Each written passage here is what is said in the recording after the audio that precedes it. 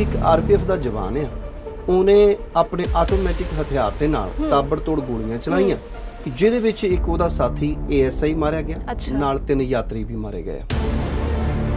ਹੁਣ ਸਭ ਤੋਂ ਵੱਡੀ ਗੱਲ ਤੇ ਸਵਾਲ ਇਹ ਹੈ ਕਿ ਇਹ ਪਹਿਲੀ ਘਟਨਾ ਹੈ, ਨਾ ਤਾਂ ਇਹ ਪਹਿਲੀ ਹੈ ਨਾ ਤਾਂ ਇਹ ਆਖਰੀ ਹੈ। ਬਿਲਕੁਲ ਇਸੇ ਤਰ੍ਹਾਂ ਦੀ ਘਟਨਾ ਜਿਹੜੀ ਹੈ ਬਠਿੰਡਾ ਛਾਉਣੀ ਦੇ ਵਿੱਚ ਵੀ ਇਸੇ ਸਾਲ ਅਪ੍ਰੈਲ ਮਹੀਨੇ ਦੇ ਵਿੱਚ ਵਾਪਰੀ ਸੀ। ਪਹਿਲਾਂ ਵੀ ਜਿਹੜੇ ਮੀਰਥਲ ਛਾਉਣੀ ਦੇ ਵਿੱਚ ਪਠਾਨਕੋਟ ਦੇ ਵਿੱਚ ਇੱਕ ਜਵਾਨ ਨੇ ਆਪਣੇ 2 ਸਾਥੀ ਮਾਰ ਦਿੱਤੇ ਸੀ ਤੇ ਕੁਪਵਾੜਾ ਜ਼ਿਲ੍ਹੇ ਦੇ ਵਿੱਚ ਗਸ਼ਤ ਦੇ ਦੌਰਾਨ ਆਪਸ ਦੇ ਵਿੱਚ ਜਵਾਨਾਂ ਦੀ ਕੋਈ ਗੱਲਬਾਤ ਹੋਈ ਹੈ ਤੇ ਗੋਲੀ ਚੱਲੀ ਹੈ ਤੇ ਉੱਥੇ ਜਵਾਨ ਦੀ ਮੌਤ ਹੋ ਜਾਂਦੀ। ਸਾਡੀ ਇਸ ਆਰਮੀ ਦੇ ਵਿੱਚੋਂ ਸਾਡੇ ਜਵਾਨਾਂ ਦੇ ਵਿੱਚੋਂ ਇਹ ਕਿਹੋ ਜਿਹੀਆਂ ਘਟਨਾਵਾਂ ਆਉਣ ਲੱਗ ਪਈਆਂ ਸਾਹਮਣੇ ਕਿ ਜਿਹਨਾਂ ਨੂੰ ਸੁਣ ਕੇ ਅਸੀਂ ਦੰਗ ਰਹਿ ਜਾਂਦੇ ਕਿ ਇੰਨਾ ਉੱਥੇ ਪ੍ਰੈਸ਼ਰ ਵੱਧ ਗਿਆ, ਇੰਨੇ ਦਿਮਾਗ ਦੇ ਵਿੱਚ ਤੁਹਾਡੇ ਉਹ ਗੱਲਾਂ ਭਰ ਦਿੱਤੀਆਂ ਗਈਆਂ ਕਿ ਤੁਸੀਂ ਬਰਦਾਸ਼ਤ ਨਹੀਂ ਕਰ ਸਕਦੇ। ਹੋ ਕੀ ਰਿਹਾ ਉੱਥੇ?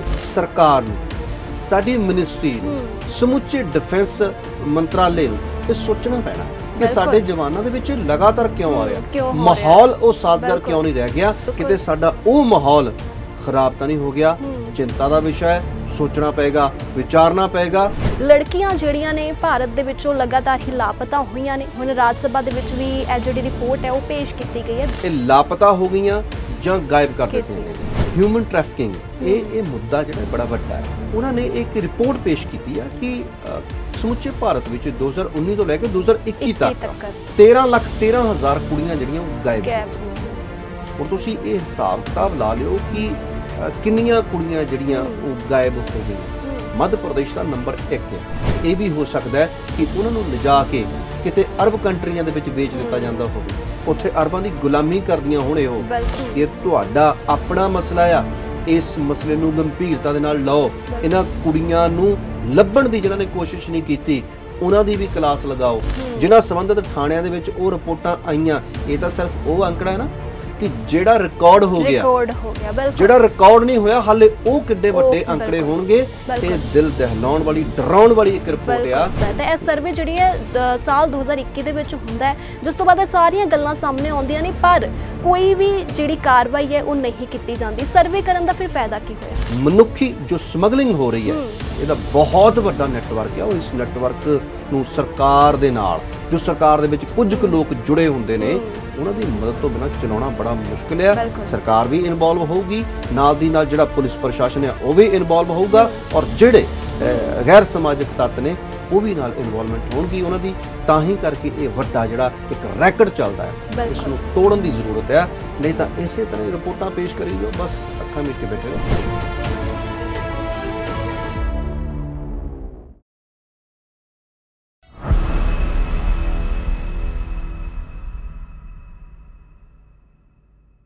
ਤੁਸੀਂ ਜੁੜ ਚੁੱਕੇ ਹੋ ਲਾਈਵ ਪੰਜਾਬੀ ਟੀਵੀ ਦੇ ਨਾਲ ਤੇ ਮੈਂ ਹਾਂ ਤੁਹਾਡੇ ਨਾਲ ਹੀਨਾ ਕਨੂਜੀਆ। ਪ੍ਰੋਗਰਾਮ ਸਰਗੋਸ਼ੀਆਂ ਦੇ ਵਿੱਚ ਤੁਹਾਡੇ ਸਾਰਿਆਂ ਦਾ ਨਿੱਘਾ ਸਵਾਗਤ। ਇਸ ਪ੍ਰੋਗਰਾਮ ਦੇ ਵਿੱਚ ਕੁਝ ਖਾਸ ਮੁੱਦੇ ਅਸੀਂ ਵਿਚਾਰਾਂਗੇ। ਗੱਲ ਜੈਪੁਰ ਐਕਸਪ੍ਰੈਸ ਦੇ ਵਿੱਚ ਚਲੀਆਂ ਗੋਲੀਆਂ ਦੀ ਵੀ ਹੋਵੇਗੀ, ਕਿਉਂਕਿ ਇੱਕ ਕਾਂਸਟੇਬਲ ਦੇ ਵੱਲੋਂ ਇਹ ਗੋਲੀਆਂ ਚਲਾਈਆਂ ਗਈਆਂ ਨੇ ਅਤੇ 4 ਜਣਿਆਂ ਦੀ ਮੌਤ ਦੀ ਵੀ ਖਬਰ ਹੈ। ਉਸ ਤੋਂ ਬਾਅਦ ਗੱਲ ਕਰਾਂਗੇ ਕਿ ਭਾਰਤ ਦੇ ਵਿੱਚੋਂ ਲਗਾਤਾਰ ਹੀ ਲੜਕੀਆਂ ਲਾਪਤਾ ਹੋ ਰਹੀਆਂ ਨੇ। ਇਸ ਦੀ ਇੱਕ ਰਿਪੋਰਟ ਰਾਜ ਸਭਾ ਦੇ ਵਿੱਚ ਵੀ ਪੇਸ਼ ਹੋ ਚੁੱਕੀ ਹੈ ਤੇ ਇਸ ਦੇ ਨਾਲ ਹੀ ਗੱਲ ਕਰਾਂਗੇ ਕਿ ਰੂਸ ਹੁਣ ਭਾਰਤੀਆਂ ਨੂੰ ਅਤੇ ਹੋਰ ਵੀ ਦੇਸ਼ਾਂ ਨੂੰ ਵੀਜ਼ੇ ਜਿਹੜਾ ਉਹ ਮੁਹੱਈਆ ਕਰਵਾ ਰਿਹਾ ਹੈ ਤੇ ਹੋਰ ਵੀ ਮੁੱਦਿਆਂ ਤੇ ਵਿਚਾਰ ਚਰਚਾ ਕਰਾਂਗੇ। ਵਿਚਾਰ ਚਰਚਾ ਦੇ ਵਿੱਚ ਮੇਰਾ ਸਾਥ ਦੇਣਗੇ ਚਰਨਜੀਤ ਜੋਗੀ ਜੀ। ਜੋਗੀ ਜੀ, ਸਭ ਤੋਂ ਪਹਿਲਾਂ ਬਹੁਤ-ਬਹੁਤ ਸਵਾਗਤ ਹੈ। ਸ਼ੁਕਰੀਆ ਹਿਨਾ ਜੀ। ਜੀ, ਤਾਂ ਬਹੁਤ-ਬਹੁਤ ਸਵਾਗਤ ਹੈ ਤੁਹਾਡਾ ਪ੍ਰੋਗਰਾਮ ਸਰਗੋਸ਼ੀਆਂ ਦੇ ਵਿੱਚ। ਜੀ, ਧੰਨਵਾਦ। ਕੁਝ ਖਾਸ ਮੁੱਦੇ ਅਸੀਂ ਵਿਚਾਰਾਂਗੇ। ਸਭ ਤੋਂ ਪਹਿਲਾਂ ਗੱਲ ਕਰਾਂਗੇ ਜੈਪੁਰ ਐਕਸਪ੍ਰੈਸ ਦੇ ਵਿੱਚ ਇੱਕ ਕਾਂਸਟੇਬਲ ਦੇ ਵੱਲੋਂ ਗੋਲੀਆਂ ਚਲਾਈਆਂ ਗਈਆਂ ਨੇ। ਤੁਸੀਂ ਜਾਣੂ ਹੋਵੋਗੇ ਕਿ 4 ਜਣਿਆਂ ਦੀ ਮੌਤ ਦੀ ਵੀ ਖਬਰ ਹੈ। ਜੀ, ਇਹ ਅੱਜ ਸਵੇਰ ਦੀ ਘਟਨਾ ਆ। ਸਵੇਰੇ ਕੋਈ ਲਗਭਗ 4:45 ਦੀ ਇਹ ਘਟਨਾ ਹੈ ਜੀ। 4:45 ਵਜੇ ਇਹ ਉਹ ਸਮਾਂ ਹੁੰਦਾ ਕਿ ਜਦੋਂ ਇਨਸਾਨ ਬਹੁਤ ਸ਼ਾਂਤ ਜਿਹਾ ਹੁੰਦਾ ਹੈ, ਬਿਲਕੁਲ ਬੜਾ ਸਕੂਨ ਵਾਲਾ ਇਹ ਸਮਾਂ ਹੁੰਦਾ ਹੈ ਜੀ। ਪਰ ਇਸ ਸਮੇਂ ਦੇ ਦੌਰਾਨ ਇਹ ਪੂਰੇ ਭਾਰਤ ਵਿੱਚ ਇੱਕ ਸ਼ਾਂਤੀ ਫੈਲਾਉਣ ਵਾਲੀ ਇਹ ਖਬਰ ਸਾਡੇ ਸਾਹਮਣੇ ਆਉਂਦੀ ਹੈ ਕਿ ਇੱਕ RPF ਦਾ ਜਵਾਨ ਆ, ਉਹਨੇ ਆਪਣੇ ਆਟੋਮੈਟਿਕ ਹਥਿਆਰ ਦੇ ਨਾਲ ਤਾਬੜਤੋੜ ਗੋਲੀਆਂ ਚਲਾਈਆਂ ਕਿ ਜਿਹਦੇ ਵਿੱਚ ਇੱਕ ਉਹਦਾ ਸਾਥੀ ASI ਮਾਰਿਆ ਗਿਆ, ਨਾਲ 3 ਯਾਤਰੀ ਵੀ ਮਾਰੇ ਗਏ। ਠੀਕ ਹੈ।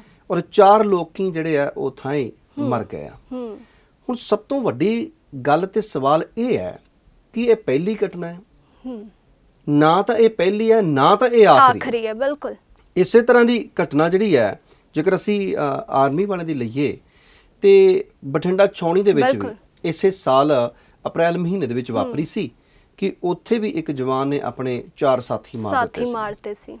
ਤੇ ਉਸ ਤੋਂ ਵੀ ਅੱਗੇ ਚੱਲ ਜਾਈਏ ਆਪਾਂ, ਪਹਿਲਾਂ ਵੀ ਜਿਹੜੇ ਮੀਰਥਲ ਛਾਉਣੀ ਦੇ ਵਿੱਚ ਪਠਾਨਕੋਟ ਦੇ ਵਿੱਚ ਇੱਕ ਜਵਾਨ ਨੇ ਆਪਣੇ 2 ਸਾਥੀ ਮਾਰ ਦਿੱਤੇ ਸੀ। ਉਸ ਤੋਂ ਵੀ ਪਿੱਛੇ ਚੱਲ ਜਾਈਏ ਆਪਾਂ ਤੇ ਕੁਪਵਾੜਾ ਜ਼ਿਲ੍ਹੇ ਦੇ ਵਿੱਚ ਗਸ਼ਤ ਦੇ ਦੌਰਾਨ ਆਪਸ ਦੇ ਵਿੱਚ ਜਵਾਨਾਂ ਦੀ ਕੋਈ ਗੱਲਬਾਤ ਹੋਈ ਹੈ ਤੇ ਗੋਲੀ ਚੱਲੀ ਹੈ ਤੇ ਉੱਥੇ ਜਵਾਨ ਦੀ ਮੌਤ ਹੋ ਜਾਂਦੀ ਹੈ। ਇਸ ਤਰ੍ਹਾਂ ਦੀ ਹੋਰ ਬਹੁਤ ਸਾਰੀਆਂ ਖਬਰਾਂ ਬੈਰਕਾਂ ਦੇ ਵਿੱਚੋਂ ਖਬਰਾਂ ਆਉਂਦੀਆਂ ਕਿ ਗੋਲੀ ਚੱਲ ਗਈ, ਸਾਥੀ ਨੇ ਸਾਥੀ ਨੂੰ ਮਾਰ ਦਿੱਤਾ, ਕੋਈ ਸੁੱਤੇ ਪਏ ਨੇ ਮਾਰ ਦਿੱਤਾ। ਹੁਣ ਸਵਾਲ ਸਭ ਤੋਂ ਵੱਡਾ ਇਹ ਹੈ ਕਿ ਇੱਥੇ ਮੁਲਜ਼ਮ ਵੀ ਭਾਵੇਂ ਫੜ ਲਿਆ ਗਿਆ, ਪਰ ਸਾਡੀ ਇਸ ਆਰਮੀ ਦੇ ਵਿੱਚੋਂ, ਸਾਡੇ ਜਵਾਨਾਂ ਦੇ ਵਿੱਚੋਂ ਇਹ ਕਿਹੋ ਜਿਹੀਆਂ ਘਟਨਾਵਾਂ ਆਉਣ ਲੱਗ ਪਈਆਂ ਸਾਹਮਣੇ ਕਿ ਜਿਹਨਾਂ ਨੂੰ ਸੁਣ ਕੇ ਅਸੀਂ ਦੰਗ ਰਹਿ ਜਾਂਦੇ। ਬਿਲਕੁਲ। ਕੀ ਕਾਰਨ? ਇੰਨਾ ਦਬਾਅ ਵੱਧ ਗਿਆ ਕਿ ਇੰਨਾ ਉੱਥੇ ਪ੍ਰੈਸ਼ਰ ਵੱਧ ਗਿਆ, ਇੰਨੇ ਦਿਮਾਗ ਦੇ ਵਿੱਚ ਤੁਹਾਡੇ ਉਹ ਗੱਲਾਂ ਭਰ ਦਿੱਤੀਆਂ ਗਈਆਂ ਕਿ ਤੁਸੀਂ ਬਰਦਾਸ਼ਤ ਨਹੀਂ ਕਰ ਸਕਦੇ। ਹੋ ਕੀ ਰਿਹਾ ਉੱਥੇ? ਕੀ ਕੁਝ ਮਾੜਾ ਹੋ ਰਿਹਾ? ਕਿ ਜਵਾਨਾਂ ਦੇ ਨਾਲ ਧੱਕਾ ਹੋ ਰਿਹਾ? ਕਿ ਜਵਾਨਾਂ ਦੇ ਨਾਲ ਕੁਝ ਗੈਰ ਕੁਦਰਤੀ ਹੋ ਰਿਹਾ? ਕੁਝ ਜਵਾਨਾਂ ਦੇ ਉੱਪਰ ਤਸ਼ੱਦਦ ਢਾਇਆ ਜਾ ਰਿਹਾ ਤੇ ਜਾਂ ਫਿਰ ਜਵਾਨਾਂ ਦੀ ਜ਼ਿੰਦਗੀ ਉੱਥੇ ਜਿਹੜੀ ਹੈ ਉਹ ਨਰਕ ਬਣੀ ਹੋਈ ਹੈ। ਸਵਾਲ ਇਸ ਗੱਲ ਦਾ ਵੀ ਹੈ ਜੀ। ਅੱਛਾ, ਸਵਾਲ ਇਹ ਵੀ ਉੱਠਦਾ ਹੈ ਕਿ ਆਖਿਰਕਾਰ ਉਦੋਂ ਹੋਇਆ ਕੀ ਹੋਊਗਾ, ਹਨਾ? ਹੁਣ ਸਾਨੂੰ ਤਾਂ ਪਤਾ ਨਹੀਂ ਉੱਥੇ ਕਿਉਂ ਗੋਲੀ ਚੱਲੀ, ਕਿਉਂ ਉਸ ਕਾਂਸਟੇਬਲ ਨੇ ਇੰਨਾ ਵੱਡਾ ਕਦਮ ਚੁੱਕਿਆ ਕਿ ਉਹਨੂੰ ਗੋਲੀ ਚਲਾਉਣੀ ਪਈ ਤੇ 4 ਲੋਕ ਜਿਹੜੇ ਸੀ ਉੱਥੇ ਮੌਕੇ ਤੇ ਉਹਨਾਂ ਦੀ ਜ਼ਿੰਦਗੀ ਜਿਹੜੀ ਹੈ ਉਹ ਚਲੀ ਗਈ। ਦੇਖੋ ਹੈ ਨਾ, ਇੱਥੇ ਆਪਾਂ ਜਿਹੜੀ ਗੱਲ ਕਰਦੇ ਆ ਨਾ ਕਿ ਉੱਥੇ ਹੋਇਆ ਕੀ ਹੋਵੇਗਾ, ਅੱਜ ਜਿਹੜੀਆਂ ਮੈਂ ਤੁਹਾਨੂੰ 3-4 ਘਟਨਾਵਾਂ ਸੁਣਾਈਆਂ, ਇਹਨਾਂ ਦੇ ਵਿੱਚੋਂ ਜੋ ਉੱਭਰ ਕੇ ਬਾਹਰ ਸਾਹਮਣੇ ਆਉਂਦਾ ਹੈ ਉਹਦੇ ਵਿੱਚ ਇਹ ਹੁੰਦਾ ਹੈ ਬਠਿੰਡਾ ਛਾਉਣੀ ਵਾਲੇ ਵੀ ਜਿਹੜੇ ਆ, ਜੋ ਉੱਥੇ ਵੀ 4 ਜਵਾਨਾਂ ਨੂੰ ਮਾਰ ਦਿੱਤਾ ਗਿਆ ਸੀ, ਉਹ ਤਾਂ ਇੱਕ ਬਹੁਤ ਵੱਡੀ ਖਬਰ ਸੀ ਉਦੋਂ ਵੀ ਕਿ ਛਾਉਣੀ ਦੇ ਵਿੱਚ ਇਹ ਕੰਮ ਹੋ ਗਿਆ। ਫਿਰ ਪਠਾਨਕੋਟ ਛਾਉਣੀ ਦੇ ਵਿੱਚ ਵੀ ਕੰਮ ਹੋਇਆ ਸੀ ਔਰ ਗਸ਼ਤ ਕਰਦੇ ਆਪਸ ਦੇ ਵਿੱਚ ਉਹ ਲੜ ਪੈਂਦੇ, ਗੋਲੀ ਚੱਲ ਪੈਂਦੀ। ਹੁਣ ਇਹਨਾਂ ਖਬਰਾਂ ਦੇ ਪਿੱਛੇ ਜਿਹੜਾ ਸਵਾਲ ਹੈ ਕਿ ਹੋਇਆ ਕੀ, ਕਿਉਂ ਹੋਇਆ, ਇੱਥੇ ਇਹ ਵੀ ਗੱਲਾਂ ਸਾਹਮਣੇ ਆਉਂਦੀਆਂ ਜਦੋਂ ਪੁਣਛਾਣ ਕੀਤੀ ਜਾਂਦੀ ਹੈ, ਜਾਂਚ ਪੜਤਾਲ ਕਰਦੇ ਆ, ਉੱਥੇ ਇਹ ਪਤਾ ਲੱਗਦਾ ਹੈ ਕਿ ਉਹਨਾਂ ਦੇ ਉੱਪਰ ਮਾਨਸਿਕ ਤਸ਼ੱਦਦ ਹੁੰਦਾ ਹੈ। ਅੱਛਾ। ਜਾਂ ਕਿਤੇ ਸਰੀਰਕ ਤਸ਼ੱਦਦ ਹੁੰਦਾ ਹੈ ਤੇ ਜਾਂ ਕਿਤੇ ਇਹ ਵੀ ਕਿਹਾ ਜਾਂਦਾ ਹੈ ਕਿ ਛੁੱਟੀ ਮੰਗੀ ਛੁੱਟੀ ਮਿਲਦੀ ਨਹੀਂ। ਕੋਈ ਘਰ ਦੇ ਵਿੱਚ ਮਾਂ-ਬਾਪ ਬਿਮਾਰ ਹੈ ਤੇ ਜਾਂ ਫਿਰ ਕੋਈ ਵਿਆਹ ਸ਼ਾਦੀ ਹੈਗਾ ਤੇ ਉਹ ਮਿਲਦੀ ਨਹੀਂ। ਜਾਂ ਫਿਰ ਕਈ ਵਾਰ ਇਸ ਤਰ੍ਹਾਂ ਵੀ ਹੁੰਦਾ ਕਿ ਉਸ ਦੇ ਘਰ ਪਰਿਵਾਰ ਦੀ ਕਿਸੇ ਗੱਲ ਨੂੰ ਲੈ ਕੇ ਜਾਂ ਉਸ ਦੀ ਜ਼ਾਤ ਨੂੰ ਲੈ ਕੇ ਜਾਂ ਉਹ ਕਿਸੇ ਹੋਰ ਤਰੀਕੇ ਨਾਲ ਲੈ ਕੇ ਉਸ ਦੇ ਉੱਪਰ ਟਿੱਚਰਬਾਜ਼ੀ ਕੀਤੀ ਜਾਂਦੀ ਹੈ ਕਿ ਜਿਹਨੂੰ ਬੰਦਾ ਉਹ ਸਹਿਣ ਤੋਂ ਫਿਰ ਇਨਕਾਰੀ ਹੋ ਜਾਂਦਾ। ਔਰ ਇਸ ਕਰਕੇ ਇਹ ਜਿਹੜੀਆਂ ਘਟਨਾਵਾਂ ਵਾਪਰਦੀਆਂ, ਹੁਣ ਇਹ ਜਿਹੜੀ ਤਾਜ਼ੀ ਜਿਹੜੀ ਆ ਜੈਪੁਰ ਐਕਸਪ੍ਰੈਸ ਦੇ ਵਿੱਚ ਜਿਹੜੀ ਘਟਨਾ ਵਾਪਰੀ ਹੈ ਕਿ ਜੈਪੁਰ ਤੋਂ ਮੁੰਬਈ ਜਾਰੀ ਚਲਦੀ ਟ੍ਰੇਨ ਦੇ ਵਿੱਚ ਮਹਾਰਾਸ਼ਟਰ ਦੀ ਪਾਲਾਗੜ ਸਟੇਸ਼ਨ ਦੇ ਉੱਪਰ ਇਹ ਜੋ ਘਟਨਾ ਵਾਪਰੀ ਹੈ, ਇਹਦੇ ਵਿੱਚ ਵੀ ਹੁਣ ਪਤਾ ਲੱਗੂਗਾ ਬਾਅਦ ਵਿੱਚ ਸਾਨੂੰ ਕਿ ਹੋਇਆ ਕੀ। ਪਰ ਕੁਝ ਕਾਰਨ ਜਿਹੜੇ ਅਸੀਂ ਪਹਿਲਾਂ ਦੇਖ ਚੁੱਕੇ ਹਾਂ ਉਹਨਾਂ ਤੋਂ ਲੱਗਦਾ ਕਿ ਕਾਰਨ ਇੱਥੇ ਵੀ ਆਹੀ ਹੋਣਾ ਕਿ ਮਾਨਸਿਕ ਤੌਰ ਤੇ ਪਰੇਸ਼ਾਨ ਕੀਤਾ ਹੋ ਸਕਦਾ ਹੈ, ਜਿਸਮਾਨੀ ਤੌਰ ਤੇ ਪਰੇਸ਼ਾਨ ਕੀਤਾ ਹੋ ਸਕਦਾ ਹੈ। ਨਹੀਂ ਤਾਂ ਲੋਕੀ ਤਾਂ ਮਰਦੇ ਫਿਰਦੇ, ਦੌੜਦੇ ਫਿਰਦੇ ਆ ਸਰਕਾਰੀ ਨੌਕਰੀਆਂ ਦੇ ਵਾਸਤੇ ਤੇ ਜਵਾਨ ਇਸ ਤਰ੍ਹਾਂ ਭਰਤੀ ਹੋਣ ਦੇ ਵਾਸਤੇ। ਹੁਣ ਇੱਥੇ ਜਿਹੜਾ ਇਹ ਕੰਮ ਹੋਇਆ, ਇੱਥੇ ਹੁਣ ਸਰਕਾਰ ਨੂੰ, ਸਾਡੀ ਮਿਨਿਸਟਰੀ ਨੂੰ, ਸਮੁੱਚੇ ਡਿਫੈਂਸ ਮੰਤਰਾਲੇ ਨੂੰ ਇਹ ਸੋਚਣਾ ਪੈਣਾ ਕਿ ਸਾਡੇ ਜਵਾਨਾਂ ਦੇ ਵਿੱਚ ਲਗਾਤਾਰ ਕਿਉਂ ਆ ਰਿਹਾ, ਮਾਹੌਲ ਉਹ ਸਾਜ਼ਗਾਰ ਕਿਉਂ ਨਹੀਂ ਰਹਿ ਗਿਆ। ਉੱਥੇ ਜਿਹੜੇ ਜਵਾਨ ਖੁਸ਼ੀਆਂ ਖੇੜਿਆਂ ਦੇ ਨਾਲ ਰਹਿੰਦੇ ਹੁੰਦੇ ਸੀ, ਇੱਕ ਮਿੱਤਰਤਾ ਵਾਲਾ, ਇੱਕ ਸਦਭਾਵਨਾ ਵਾਲਾ ਮਾਹੌਲ ਸੀ, ਕਿਤੇ ਸਾਡਾ ਉਹ ਮਾਹੌਲ ਖਰਾਬ ਤਾਂ ਨਹੀਂ ਹੋ ਗਿਆ। ਚਿੰਤਾ ਦਾ ਵਿਸ਼ਾ ਹੈ, ਸੋਚਣਾ ਪਏਗਾ, ਵਿਚਾਰਨਾ ਪਏਗਾ ਔਰ ਸਾਨੂੰ ਇਸ ਮਸਲੇ ਨੂੰ ਗੰਭੀਰਤਾ ਨਾਲ ਲੈਂਦਿਆਂ ਹੋਇਆ ਤਾਂ ਕਿ ਆਉਣ ਵਾਲੇ ਸਮੇਂ ਦੇ ਵਿੱਚ ਅਜਿਹੀਆਂ ਘਟਨਾਵਾਂ ਨਾ ਵਾਪਰਨ।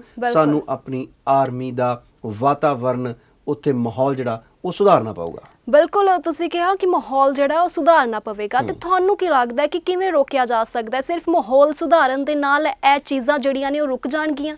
ਦੇਖੋ, ਉੱਥੇ ਬੜੀ ਦਿਮਾਗੀ ਬੋਝ ਹੁੰਦਾ ਹੈ ਬਿਲਕੁਲ, ਤੁਹਾਡੇ ਉੱਪਰ ਪੂਰੇ ਦੇਸ਼ ਦੀ ਜ਼ਿੰਮੇਵਾਰੀ ਹੈ। ਬਿਲਕੁਲ, ਤੁਹਾਨੂੰ ਕੋਈ ਰੁਪਈਆ ਲੱਖ ਫੜਾ ਦੇਵੇ ਨਾ ਕਿ ਆ ਲੈ ਸਾਂਭ ਕੇ ਆਪਣੇ ਘਰ ਲੈ ਜੀ, ਸਾਰੀ ਵਾਰਡ ਤੁਹਾਨੂੰ ਫਿਕਰ ਰਹਿਣਾ ਕਿ ਕੋਈ ਮੇਰੇ ਕੋਲ ਰਾਹ ਦੇ ਵਿੱਚ ਨਾ ਕੋਈ ਤੌਰ ਤੇ ਚਾਕੂ ਜਾਂ ਪਿਸਤੌਲ ਰੱਖ ਕੇ ਖੋਲਵੇ।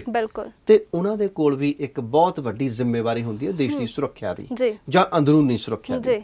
ਹੁਣ ਉਹ ਜ਼ਿੰਮੇਵਾਰੀਆਂ ਦੇ ਬੋਝ ਹੇਠਾਂ ਇਹ ਵੀ ਦੇਖੋ ਕਿ ਕਿਤੇ ਉਹਨਾਂ ਦੇ ਉੱਪਰ ਤਣਾਅ ਤਾਂ ਨਹੀਂ ਵਧਾ ਦਿੱਤਾ ਜਾਂਦਾ। ਉਹਨਾਂ ਨੂੰ ਵੀ ਮਨੋਰੰਜਨ ਚਾਹੀਦਾ ਹੈ, ਉਹਨਾਂ ਨੂੰ ਵੀ ਖੁੱਲਾ ਮਾਹੌਲ ਚਾਹੀਦਾ ਹੈ। ਦੇਖੋ, ਕਿਸੇ ਸਮੇਂ ਇੱਕ ਪ੍ਰਸਿੱਧ ਫਿਲਮ ਸਟਾਰ ਨੇ ਡਿਫੈਂਸ ਵਾਲਿਆਂ ਨੂੰ ਸਿਨੇਮਾ ਘਰ ਬਣਾ ਕੇ ਦਿੱਤੇ ਸੀ ਕਿ ਡਿਫੈਂਸ ਵਾਲੇ ਆਪਣੇ ਜਦੋਂ ਵੀ ਕਿਤੇ ਉਹਨਾਂ ਨੂੰ ਵਕਤ ਮਿਲਦਾ ਉੱਥੇ ਆਪਣੇ ਪਰਿਵਾਰਾਂ ਦੇ ਸਮੇਤ ਜਾ ਕੇ ਫਿਲਮਾਂ ਦੇਖਣ। ਅੱਜ ਵੀ ਬਹੁਤ ਸਾਰੀਆਂ ਛਾਉਣੀਆਂ ਦੇ ਵਿੱਚ ਸਿਨੇਮਾ ਘਰ ਕੰਮ ਕਰ ਰਹੇ, ਚੱਲ ਰਹੇ। ਹੁਣ ਦੇਖਣਾ ਹੋਵੇਗਾ ਕਿ ਉਹੋ ਜਿਹੇ ਸਾਜ਼ਗਾਰ ਮਾਹੌਲ ਹੈਗੇ ਆ। ਕਈ ਫਿਲਮ ਅਦਾਕਾਰ ਜਿਹੜੇ ਆ ਉਹ ਉਹਨਾਂ ਯੂਨਿਟਾਂ ਦੇ ਵਿੱਚ ਜਾਂਦੇ ਹੁੰਦੇ ਸੀ, ਉੱਥੇ ਜਾ ਕੇ ਉਹਨਾਂ ਦਾ ਮਨੋਰੰਜਨ ਕਰਨਾ, ਉਹਨਾਂ ਨਾਲ ਗੱਲਬਾਤ ਕਰਨੀ, ਉਹਨਾਂ ਦੇ ਮਾਨਸਿਕ ਤੌਰ ਤੇ ਉਹਨਾਂ ਨੂੰ ਰਿਫਰੈਸ਼ ਕਰਨਾ। ਪਰ ਅੱਜ ਕੱਲ ਕੀ ਉਹ ਕੰਮ ਹੋ ਰਿਹਾ? ਅੱਜ ਕੱਲ ਲੋਕਾਂ ਨੂੰ ਇਹ ਨੌਕਰੀ ਕਿਤੇ ਬੋਝ ਤਾਂ ਨਹੀਂ ਲੱਗਣ ਲੱਗ ਪਈ? ਇਸੇ ਕਰਕੇ ਤਾਂ ਨਹੀਂ ਕਿਤੇ ਅਸੀਂ 4-4 ਸਾਲ ਦੇ ਲਈ ਜਿਹੜੇ ਹੁਣ ਨਵੇਂ ਰੰਗਰੂਟ ਭਰਤੀ ਕਰ ਰਹੇ ਇੱਕ ਨਵੀਂ ਯੋਜਨਾ ਦੇ ਤਹਿਤ, ਕਿਤੇ ਇਹ ਇਸੇ ਕਰਕੇ ਤਾਂ ਨਹੀਂ ਕਿ ਇੰਨਾ ਕੀ ਸਮਾਂ ਇਹ ਮਾਨਸਿਕ ਤੌਰ ਤੇ ਸਹਿਣ ਕਰ ਸਕਦੇ? ਬਹੁਤ ਸਾਰੀਆਂ ਚੀਜ਼ਾਂ ਨੇ ਪੁੱਛਣ ਕਰਨੀਆਂ ਪੈਣਗੀਆਂ ਜਿਹੜੀਆਂ ਸਾਡੀ ਸੁਰੱਖਿਆ ਦੇ ਨਾਲ ਵੀ ਜੁੜੀਆਂ ਹੋਈਆਂ ਨੇ। ਬਹੁਤੀਆਂ ਗੱਲਾਂ ਅਸੀਂ ਇੱਥੇ ਡਿਸਕਲੋਜ਼ ਵੀ ਨਹੀਂ ਕਰ ਸਕਦੇ ਕਿਉਂਕਿ ਇਹ ਸਾਡੀ ਸੁਰੱਖਿਆ ਦਾ, ਇਹ ਸਾਡਾ ਅੰਦਰੂਨੀ ਮਸਲਾ ਹੈ। ਬਿਲਕੁਲ, ਤੁਸੀਂ ਬਿਲਕੁਲ ਸਹੀ ਕਿਹਾ। ਇਸ ਦੇ ਨਾਲ ਹੀ ਮੈਨੂੰ ਲੱਗਦਾ ਕਿ ਸਰਕਾਰ ਨੂੰ ਇਹ ਜਿਹੜਾ ਮਾਮਲਾ ਹੈ ਨਾ, ਇਹ ਜਿਹੜੀ ਘਟਨਾ ਹੁਣ ਵਾਪਰੀ ਹੈ, ਇਸ ਨੂੰ ਹੁਣੇ ਤੋਂ ਹੀ ਗੰਭੀਰ ਲੈਣਾ ਚਾਹੀਦਾ ਕਿਉਂਕਿ ਆਉਣ ਵਾਲੇ ਸਮੇਂ ਦੇ ਵਿੱਚ ਜੇਕਰ ਤੁਸੀਂ ਅਜਿਹੀਆਂ ਘਟਨਾਵਾਂ ਰੋਕਣੀਆਂ ਨੇ ਨਾ, ਤਾਂ ਮੈਨੂੰ ਲੱਗਦਾ ਸਰਕਾਰ ਨੂੰ ਹੁਣੇ ਤੋਂ ਹੀ ਗੰਭੀਰ ਹੋ ਜਾਣਾ ਚਾਹੀਦਾ ਕਿ ਆਉਣ ਵਾਲੇ ਸਮੇਂ ਦੇ ਵਿੱਚ ਅਜਿਹੀ ਕੋਈ ਵੀ ਘਟਨਾ ਨਾ ਵਾਪਰੇ। ਫਿਲਹਾਲ ਆਪਾਂ ਅੱਗੇ ਵਧਦੇ ਹਾਂ, ਅਗਲੇ ਮੁੱਦੇ ਦੀ ਗੱਲ ਕਰਦੇ ਹਾਂ। ਹੁਣ ਹਾਲ ਹੀ ਦੇ ਵਿੱਚ ਰਾਜ ਸਭਾ ਦੇ ਵਿੱਚ ਇੱਕ ਰਿਪੋਰਟ ਪੇਸ਼ ਕੀਤੀ ਗਈ ਹੈ। ਲੜਕੀਆਂ ਜਿਹੜੀਆਂ ਨੇ ਭਾਰਤ ਦੇ ਵਿੱਚੋਂ ਲਗਾਤਾਰ ਹੀ ਲਾਪਤਾ ਹੋਈਆਂ ਨੇ। ਹੁਣ ਰਾਜ ਸਭਾ ਦੇ ਵਿੱਚ ਵੀ ਇਹ ਜਿਹੜੀ ਰਿਪੋਰਟ ਹੈ ਉਹ ਪੇਸ਼ ਕੀਤੀ ਗਈ ਹੈ। 2021 ਤੱਕ ਜੇਕਰ ਆਪਾਂ ਗੱਲ ਕਰੀਏ ਤਾਂ ਬਹੁਤ ਸਾਰੀ ਕੁੜੀਆਂ ਜਿਹੜੀਆਂ ਨੇ ਉਹ ਲਾਪਤਾ ਹੋ ਗਈਆਂ ਨੇ। ਫਿਲਹਾਲ ਤੁਸੀਂ ਇਸ ਬਾਰੇ ਕੀ ਕਹੋਗੇ? ਦੇਖੋ ਹੈ ਨਾ, ਜਿਹੜੀ ਤੁਸੀਂ ਹੁਣ ਗੱਲ ਕੁੜੀਆਂ ਦੀ ਕਰਦੇ ਹੋ ਕਿ ਕੁੜੀਆਂ ਲਾਪਤਾ ਹੋ ਗਈਆਂ, ਇਹ ਲਾਪਤਾ ਹੋ ਗਈਆਂ ਜਾਂ ਗਾਇਬ ਕਰ ਦਿੱਤੀਆਂ ਗਈਆਂ, ਇਹ ਮਸਲੇ ਦੋਨੋਂ ਗੰਭੀਰ ਨੇ। ਲਾਪਤਾ ਤਾਂ ਮਤਲਬ ਇਸ ਤਰ੍ਹਾਂ ਹੁੰਦਾ ਨਾ ਕਿ ਕੋਈ ਬੱਚਾ ਕਿਤੇ ਗਿਆ, ਕੋਈ ਸਟੇਸ਼ਨ ਤੇ ਭੀੜ ਹੈਗੀ, ਉੱਥੋਂ ਹੱਥ ਛੁੱਟ ਗਿਆ, ਜਾਂ ਕਿਤੇ ਸਟੇਸ਼ਨ ਤੇ ਮਾਂ-ਬਾਪ ਗਏ ਆ ਕਿ ਉਹਨਾਂ ਦੀ ਗੱਡੀ ਚੱਲ ਪਈ ਆ, ਉਹ ਉੱਥੇ ਗੁੰਮ ਹੋ ਗਿਆ। ਇੱਕ ਹੁੰਦਾ ਗਾਇਬ ਕਰ ਦੇਣਾ, ਹਿਊਮਨ ਟ੍ਰੈਫਿਕਿੰਗ। ਇਹ ਮੁੱਦਾ ਜਿਹੜਾ ਬੜਾ ਵੱਡਾ ਹੈ, ਕਾਫੀ ਵੱਡਾ, ਜਿਹੜਾ ਰਾਜ ਸਭਾ ਦੇ ਵਿੱਚ ਜਿਹੜੀ ਇੱਕ ਰਿਪੋਰਟ ਪੇਸ਼ ਕੀਤੀ ਗਈ, ਵਿਸਤ੍ਰਿਤ ਰਿਪੋਰਟ ਜਿਹੜੀ ਹੈਗੀ ਹੈ, ਉਹ ਸਾਡਾ ਨੈਸ਼ਨਲ ਕ੍ਰਾਈਮ ਰਿਕਾਰਡ ਬਿਊਰੋ ਜਿਹੜੀ ਹੈ, ਇਹ ਉਸ ਦੀ ਰਿਪੋਰਟ ਹੈ। ਔਰ ਕੇਂਦਰੀ ਗ੍ਰਹਿ ਰਾਜ ਮੰਤਰੀ ਅਜੇ ਮਿਸ਼ਰਾ, ਜਿਹੜੇ ਅਜੇ ਮਿਸ਼ਰਾ ਟੈਨੀ, ਇਹ ਉਹੀ ਹੈ ਕਿ ਜਿਨ੍ਹਾਂ ਦੇ ਮੁੰਡੇ ਨੇ ਕਿਸਾਨਾਂ ਦੇ ਉੱਪਰ ਜੀਪ ਚਾੜ ਦਿੱਤੀ ਸੀ। ਇਹ ਉਹਨਾਂ ਨੇ ਇੱਕ ਰਿਪੋਰਟ ਪੇਸ਼ ਕੀਤੀ ਆ ਕਿ ਸਮੁੱਚੇ ਭਾਰਤ ਵਿੱਚ 2019 ਤੋਂ ਲੈ ਕੇ 2021 ਤੱਕ 13,13,000 ਕੁੜੀਆਂ ਜਿਹੜੀਆਂ ਗਾਇਬ ਹੋ ਗਈਆਂ। ਹੁਣ ਤੁਸੀਂ ਇਹ ਹਿਸਾਬ ਕਿਤਾਬ ਲਾ ਲਿਓ ਕਿ ਕਿੰਨੀਆਂ ਕੁੜੀਆਂ ਜਿਹੜੀਆਂ ਉਹ ਗਾਇਬ ਹੋ ਗਈਆਂ। ਮੱਧ ਪ੍ਰਦੇਸ਼ ਦਾ ਨੰਬਰ 1 ਆ, ਬਾਕੀ ਸੂਬਿਆਂ ਦੇ ਵਿੱਚੋਂ ਵੀ ਜਾਂਦੀਆਂ। ਪਿੱਛੇ ਜੇ ਰਿਪੋਰਟ ਚੰਡੀਗੜ੍ਹ ਤੋਂ ਵੀ ਆਈ ਸੀ ਕਿ ਹਰ 3 ਦਿਨਾਂ ਬਾਅਦ ਇੱਕ ਕੁੜੀ ਗਾਇਬ ਹੋ ਜਾਂਦੀ ਹੈ। ਹੁਣ ਸਵਾਲ ਇਹ ਹੈ ਕਿ ਇਹਨਾਂ ਦੀ ਜਿਹੜੀ ਉਮਰ ਦੀ ਅਸੀਂ ਗੱਲ ਕਰਦੇ ਹਾਂ, 18 ਤੋਂ 34-35 ਸਾਲ, ਇਹ ਕੋਈ ਬਹੁਤੀ ਉਮਰ ਨਹੀਂ ਹੁੰਦੀ, ਪਰ ਇਹ ਕੁੜੀਆਂ ਗਾਇਬ ਹੋ ਰਹੀਆਂ, ਫਿਰ ਮੁੜ ਕੇ ਲੱਭੀਆਂ ਵੀ ਨਹੀਂ ਜਾ ਰਹੀਆਂ। ਇਹਨਾਂ ਕੁੜੀਆਂ ਨੂੰ ਕਿੱਥੇ ਭੇਜ ਦਿੱਤਾ ਜਾਂਦਾ? ਕਿ ਦੂਸਰੇ ਮੁਲਕਾਂ ਦੇ ਵਿੱਚ, ਕਿ ਆਪਣੇ ਮੁਲਕ ਦੇ ਵਿੱਚ ਕਿਤੇ ਲਿਜਾ ਕੇ ਇਹਨਾਂ ਨੂੰ ਬਦਗਮਨੀ ਦੇ ਅੱਡਿਆਂ ਤੇ ਬਿਠਾ ਦਿੱਤਾ ਜਾਂਦਾ, ਕਿ ਉੱਥੇ ਜਾ ਕੇ ਇਹਨਾਂ ਨੂੰ ਉਸ ਕੰਮ ਦੇ ਵਿੱਚ ਧੱਕ ਦਿੱਤਾ ਜਾਂਦਾ ਕਿ ਜਿਹੜੀਆਂ ਕੁੜੀਆਂ ਉਹ ਕਰਨਾ ਨਹੀਂ ਚਾਹੁੰਦੀਆਂ। ਇਹਦੇ ਪਿੱਛੇ ਇੱਕ ਪਿੱਠ ਭੂਮੀ ਵੀ ਬੜੀ ਤਕੜੀ ਹੈ। ਬਿਲਕੁਲ, 18 ਤੋਂ 35 ਸਾਲ ਦੀ ਉਮਰ ਦੇ ਵਿੱਚ ਬਹੁਤ ਸਾਰੀਆਂ ਲੜਕੀਆਂ ਇਹ ਪਿਆਰ ਦੇ ਵਿੱਚ ਪੈ ਜਾਂਦੀਆਂ, ਬਿਲਕੁਲ ਇਸ਼ਕ ਸੰਬੰਧਾਂ ਦੇ ਵਿੱਚ ਪੈ ਜਾਂਦੀਆਂ।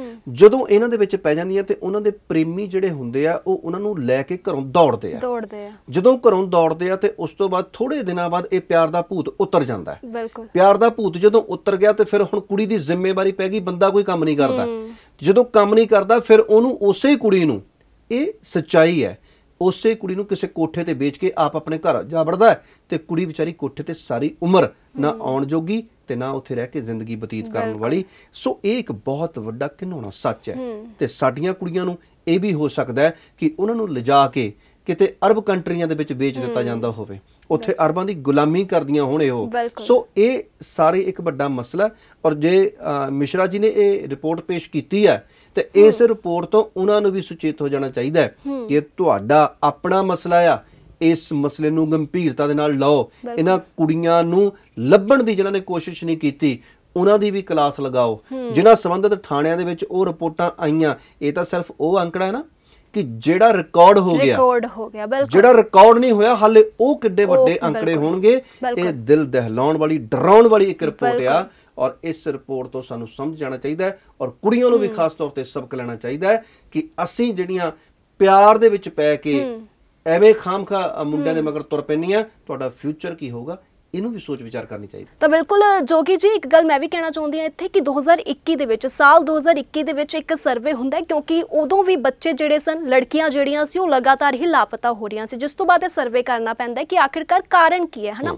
ਜਦੋਂ ਸਰਵੇ ਹੁੰਦਾ ਤੇ ਉਸ ਤੋਂ ਬਾਅਦ ਇਹ ਗੱਲ ਸਾਹਮਣੇ ਆਉਂਦੀ ਕਿ ਬਹੁਤ ਸਾਰੇ ਜਿਹੜੇ ਛੋਟੇ ਬੱਚੇ ਨੇ ਉਹਨਾਂ ਨੂੰ ਸਭ ਤੋਂ ਵੱਧ ਨਿਸ਼ਾਨਾ ਬਣਾਇਆ ਜਾ ਰਿਹਾ ਤੇ ਦੂਜਾ ਨੰਬਰ ਹੁੰਦਾ ਕੁੜੀਆਂ ਦਾ, ਜਿਨ੍ਹਾਂ ਦੀ ਉਮਰ ਜਿਹੜੀ ਸੀ ਉਹ ਘੱਟ ਸੀਗੀ। 18 ਤੋਂ 22 ਸਾਲਾਂ ਦੀ ਉਮਰ ਦੀ ਕੁੜੀਆਂ ਜਿਹੜੀਆਂ ਸੀ ਉਹ ਗਾਇਬ ਹੋ ਰਹੀਆਂ ਸੀਗੀਆਂ ਕਿਉਂਕਿ ਸਮਝ ਘੱਟ ਹੁੰਦੀ ਹੈ ਹਨਾ।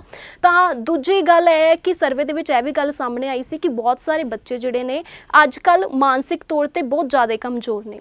ਲੜਕੇ ਆਪਣੇ ਘਰੋਂ ਨਿਕਲ ਜਾਂਦੇ ਨੇ, ਅੱਗੇ ਜਾ ਕੇ ਉਹਨਾਂ ਨੂੰ ਕੋਈ ਮਾਨਸਿਕ ਤੌਰ ਤੇ ਪਰੇਸ਼ਾਨ ਵੀ ਕਰਦਾ ਅਤੇ ਫਿਰ ਉਹਨਾਂ ਨੂੰ ਅੱਗੇ ਜਾ ਕੇ ਵੇਚ ਦਿੰਦਾ, ਜਿਵੇਂ ਤੁਸੀਂ ਕਿਹਾ ਹਨਾ ਕਿ ਕਿਸ ਤਰੀਕੇ ਧੰਦਾ ਜਿਹੜਾ ਉਹ ਸਾਰਾ ਚੱਲਦਾ ਹੈ। ਤਾਂ ਇਹ ਸਰਵੇ ਜਿਹੜੀ ਹੈ ਸਾਲ 2021 ਦੇ ਵਿੱਚ ਹੁੰਦਾ ਹੈ, ਜਿਸ ਤੋਂ ਬਾਅਦ ਇਹ ਸਾਰੀਆਂ ਗੱਲਾਂ ਸਾਹਮਣੇ ਆਉਂਦੀਆਂ ਨੇ, ਪਰ ਕੋਈ ਵੀ ਜਿਹੜੀ ਕਾਰਵਾਈ ਹੈ ਉਹ ਨਹੀਂ ਕੀਤੀ ਜਾਂਦੀ। ਸਰਵੇ ਕਰਨ ਦਾ ਫਿਰ ਫਾਇਦਾ ਕੀ ਹੋਇਆ? ਦੇਖੋ, ਇਹ ਤਾਂ ਰਿਪੋਰਟਾਂ ਲਿਖ ਕੇ FIR ਦਰਜ ਹੁੰਦੀਆਂ, ਥੋੜੇ ਸਮੇਂ ਬਾਅਦ ਇਹਨਾਂ ਦੀ ਕਲੋਜ਼ਰ ਰਿਪੋਰਟ ਬਣਾ ਦਿੱਤੀ ਜਾਂਦੀ ਹੈ, ਬਿਲਕੁਲ ਮਾਮਲੇ ਬੰਦ ਹੋ ਜਾਂਦੇ ਆ। ਸੋ ਬੱਚਿਆਂ ਨੂੰ ਲੱਭਣ ਦੀ ਕੋਸ਼ਿਸ਼ ਨਹੀਂ ਕੀਤੀ ਜਾਂਦੀ, ਜੜ ਕੀ ਹੈ ਇਸ ਮਸਲੇ ਦੀ ਉਹਨੂੰ ਲੱਭਣ ਦੀ ਕੋਸ਼ਿਸ਼ ਨਹੀਂ ਕੀਤੀ ਜਾਂਦੀ। ਹੁਣ ਅੰਕੜੇ ਤਾਂ ਸਾਨੂੰ ਮਾਨਯੋਗ ਮੰਤਰੀ ਸਾਹਿਬ ਨੇ ਸੁਣਾਤੇ ਆ, ਇਹਨਾਂ ਦੇ ਬਾਬਤ ਤੁਸੀਂ ਕਰ ਕੀ ਰਹੇ ਹੋ, ਤੁਹਾਡੀ ਪਲੈਨਿੰਗ ਕੀ ਹੈ? ਆਉਣ ਵਾਲੇ ਸਮੇਂ ਦੇ ਵਿੱਚ ਇਹੋ ਜਿਹੀਆਂ ਵਾਰਦਾਤਾਂ ਨਾ ਹੋਣ, ਕੁੜੀਆਂ ਗਾਇਬ ਨਾ ਹੋਣ, ਤਾਂ ਕਿ ਤੁਹਾਨੂੰ ਹੁਣ 2021 ਤੋਂ ਲੈ ਕੇ 2023 ਦੀ ਜਦੋਂ ਕਿਤੇ ਰਿਪੋਰਟ ਪੇਸ਼ ਕਰਨੀ ਪਵੇ ਤਾਂ ਉਸ ਵੇਲੇ ਤੁਸੀਂ ਇਹ ਕਹੋ ਕਿ ਅਸੀਂ ਉਹ ਜਿਹੜੀਆਂ ਗੁੰਮ ਹੋਈਆਂ ਕੁੜੀਆਂ ਸੀ ਉਹ ਵੀ ਲੱਭ ਲਿਆਂਦੀਆਂ ਨੇ, ਬਿਲਕੁਲ ਉਹਨਾਂ ਦੇ ਮਗਰ ਆ ਰੀਜ਼ਨ ਸੀ, ਸਾਨੂੰ ਦੱਸੋ ਤਾਂ ਸਹੀ, ਗਾਇਬ ਹੋ ਗਈਆਂ ਤਾਂ ਸਾਨੂੰ ਪਤਾ ਹੈ, ਪਰ ਤੁਸੀਂ ਇਹਨੂੰ ਰੋਕਣ ਦੇ ਵਾਸਤੇ ਕੀ ਕਰ ਰਹੇ ਹੋ, ਤੁਹਾਡਾ ਪ੍ਰਸ਼ਾਸਨ ਕੀ ਕਰ ਰਿਹਾ, ਤੁਹਾਡੀ ਸਰਕਾਰ ਕੀ ਕਰ ਰਹੀ ਹੈ, ਉਹ ਵੀ ਵਿਸਤ੍ਰਿਤ ਰਿਪੋਰਟ ਸਾਨੂੰ ਜਿਹੜੀ ਪੇਸ਼ ਕਰਨੀ ਚਾਹੀਦੀ ਸੀਗੀ, ਤਾਂ ਕਿ ਪਤਾ ਲੱਗੇ ਕਿ ਸਰਕਾਰ ਵੀ ਇਸ ਮਾਮਲੇ ਪ੍ਰਤੀ, ਕਿਉਂਕਿ ਇਹ ਮਨੁੱਖੀ ਜੋ ਸਮਗਲਿੰਗ ਹੋ ਰਹੀ ਹੈ ਇਹਦਾ ਬਹੁਤ ਵੱਡਾ ਨੈਟਵਰਕ ਹੈ, ਔਰ ਇਸ ਨੈਟਵਰਕ ਨੂੰ ਸਰਕਾਰ ਦੇ ਨਾਲ, ਜੋ ਸਰਕਾਰ ਦੇ ਵਿੱਚ ਕੁਝ ਕੁ ਲੋਕ ਜੁੜੇ ਹੁੰਦੇ ਨੇ, ਉਹਨਾਂ ਦੀ ਮਦਦ ਤੋਂ ਬਿਨਾਂ ਚਲਾਉਣਾ ਬੜਾ ਮੁਸ਼ਕਿਲ ਹੈ। ਸਰਕਾਰ ਵੀ ਇਨਵੋਲਵ ਹੋਊਗੀ, ਨਾਲ ਦੀ ਨਾਲ ਜਿਹੜਾ ਪੁਲਿਸ ਪ੍ਰਸ਼ਾਸਨ ਹੈ ਉਹ ਵੀ ਇਨਵੋਲਵ ਹੋਊਗਾ, ਔਰ ਜਿਹੜੇ ਗੈਰ ਸਮਾਜਿਕ ਤੱਤ ਨੇ ਉਹ ਵੀ ਨਾਲ ਇਨਵੋਲਵਮੈਂਟ ਹੋਣਗੀ ਉਹਨਾਂ ਦੀ, ਤਾਂ ਹੀ ਕਰਕੇ ਇਹ ਵੱਡਾ ਜਿਹੜਾ ਇੱਕ ਰੈਕਟ ਚੱਲਦਾ ਹੈ, ਇਸ ਨੂੰ ਤੋੜਨ ਦੀ ਜ਼ਰੂਰਤ ਹੈ।